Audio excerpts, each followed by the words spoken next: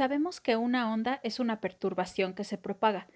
Es importante saber cuál es la perturbación y qué magnitud tiene, y también cómo se propaga, hacia dónde, cada cuánto avanza, etc. Las ondas periódicas son más fáciles de explicar, ya que estudiando un solo ciclo de la onda podemos saber todo lo que está pasando. Primero, hablemos de la perturbación. Pensemos en una partícula que está en su posición de equilibrio y algo la saca de su equilibrio y se mueve. El cambio en su posición es la perturbación. Podemos medir el cambio de posición en el tiempo. ¿Cuánto se aleja del equilibrio? ¿Cada cuánto? La función seno y su gráfica nos dan esta información de manera muy sencilla. Empecemos con la gráfica. Al ver esta gráfica, identificamos un ciclo, el movimiento que se repite. Un error común es pensar que el ciclo empieza y acaba aquí, pero esto es en realidad solo medio ciclo. Al repetirse no tenemos el movimiento que queremos representar. El ciclo completo es este, y se puede medir a partir de cualquier punto, solo hay que cuidar que al repetirlo se obtenga la función seno. En este ejemplo en particular, vemos que el ciclo tarda 1 segundo en repetirse. La ecuación está relacionada con la gráfica. La p significa la posición de la partícula, y como estamos midiendo con respecto al tiempo, decimos que p depende del tiempo, y además tenemos que hacer el cálculo tomando en cuenta el tiempo. En este caso, como hablamos de posición, las unidades pueden ser centímetros. La amplitud es el tamaño de la perturbación. Si la perturbación es el cambio de posición de la partícula, entonces en la gráfica la amplitud es la distancia máxima de separación del equilibrio. En este caso es 0.5 centímetros. La amplitud se escribe con una A y multiplica a la función seno. El periodo es el tiempo que tarda un ciclo en completarse.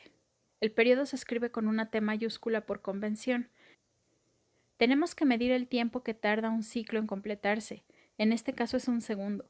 Y recordemos que podemos medirlo a partir de cualquier punto siempre y cuando se complete un ciclo. La frecuencia es el número de ciclos por segundo. Si un ciclo de esta onda dura 1 segundo, entonces hay un ciclo por segundo y la frecuencia es 1 Hz. No siempre podemos medir la frecuencia fácilmente a partir de la gráfica, pero siempre podemos medir el periodo. El periodo y la frecuencia están relacionados. El periodo es el tiempo que tarda un ciclo en completarse, y podemos pensar esto como el número de segundos por ciclo. La frecuencia es el número de ciclos por segundo. Son cantidades relacionadas, y una es la inversa de la otra. Por ejemplo, en esta imagen vemos que un ciclo tarda 2 segundos en completarse. El periodo es de 2 segundos. Pero en 1 segundo cabe solo medio ciclo. La frecuencia es medio Hertz. La frecuencia es 1 entre 2 y el periodo es 2 entre 1. La frecuencia es el inverso, o también llamado recíproco, del periodo. Si regresamos a la ecuación, F es la frecuencia. Toda la información de la onda puede condensarse en una ecuación. Se toma en cuenta el tiempo, la posición de la partícula, la amplitud y la frecuencia, o el inverso del periodo. Más adelante explicaré por qué se usa 2π, pero tiene que ver con que el ciclo completo del círculo unitario que recorre un punto es 2π. Y si sustituimos los valores de este ejemplo específico en la ecuación, tenemos que la posición se calcula así.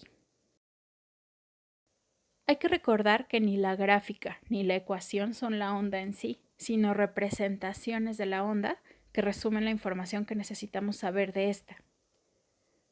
Ahora veamos otra forma de representar a las ondas.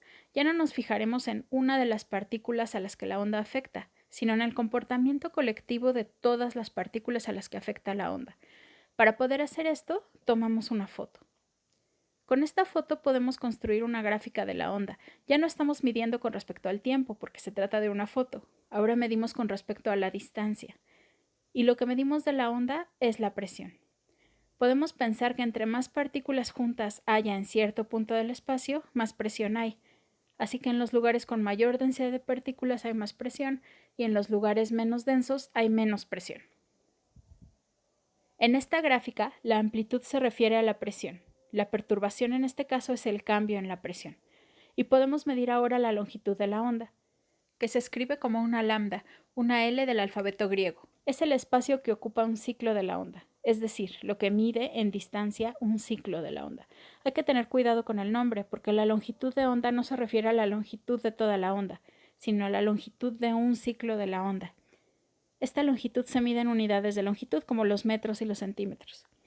Es importante notar que la forma de la gráfica es la misma que cuando graficamos el movimiento de una sola partícula con respecto al tiempo, pero ahora se trata de presión y distancia.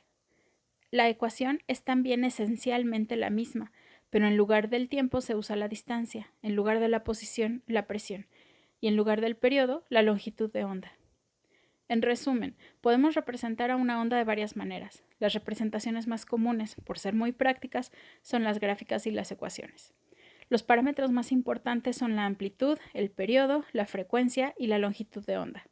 Y siempre debemos saber qué es lo que medimos, el movimiento o la presión, y con respecto a qué lo medimos, la distancia o el tiempo.